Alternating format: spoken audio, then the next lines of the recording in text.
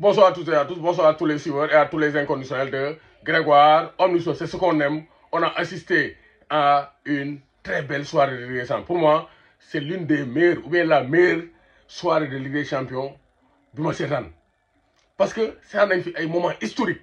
Mais demi-finale, c'est l'une des demi-finales. C'est la demi-finale la plus palpitante, la plus électrique. Bourrée d'adrénaline.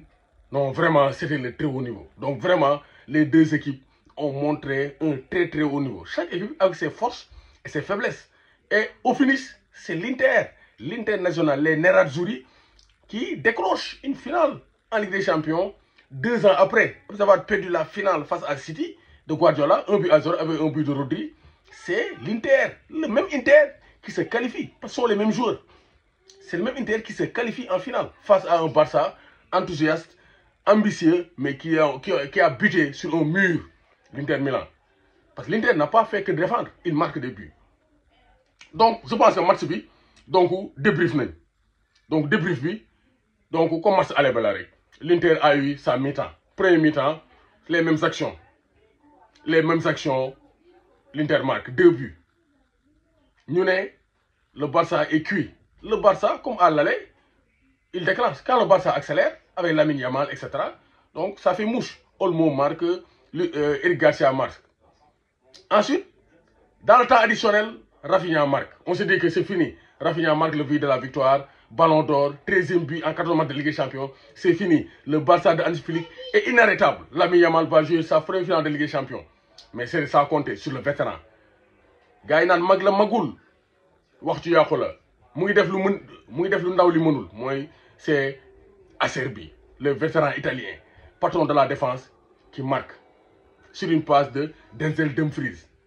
Et c'est l'homme de cette double confrontation, Dumfries avec Yann Sommer. Dumfries, c'est 3 passes décisives et 2 buts. Donc l'Inter a joué sur ses qualités. Très bon en attaque rapide et ils ont résisté.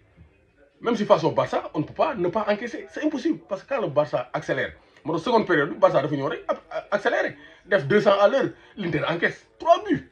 Barça a fait l'Inter 3-0 deuxième mi-temps. Inter a 2-0. Mais Inter égalisé. 3-3. Match aller 3-3, match retour 3-3. Vraiment, les deux équipes n'ont pas démérité. Chacun a joué avec ses forces. Le Barça a été fort offensivement, mais faible défensivement. L'Inter a été solide, mais ils ont encaissé. Parce que face au Barça, bon, c'est impossible de réussir. En tout cas, l'Inter s'adjuge une deuxième finale en 3 ans, après avoir perdu. Donc l'Inter se qualifie. Donc Lamine Yamal, son rêve est brisé. Vraiment, c'était bien parti. Mais l'Inter, c'est un groupe. Avec des joueurs trompés à la tâche. Ça dit, c'est la même équipe. Et David Fratesi, le soccer de Russie. Birno Faye, après David Fratesi, Fratesi, à chaque fois qu'il rentre, c'est un joueur qui se projette. Voilà, Taremi Lenjoch. Voilà, Taremi, remise.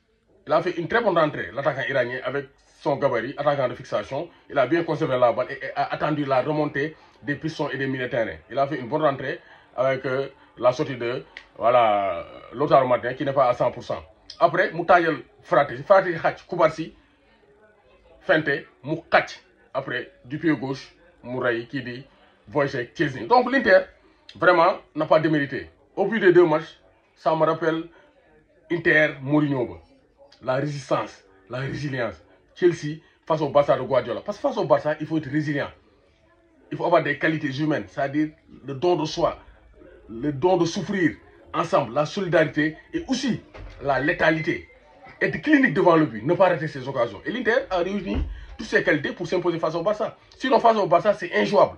Donc on encourage les Catalans, mais il y avait une équipe expérimentée qui jouait devant son public. Et fin de match, bon, le Barça a baissé de rythme physiquement parce que c'est un coup de massue, le but de Acerbi, ça a tué carrément le moral des Catalans. Donc le Barça, ce n'est que partie de mise. Ils ont une bonne équipe. L'année prochaine, ils seront beaucoup plus redoutables.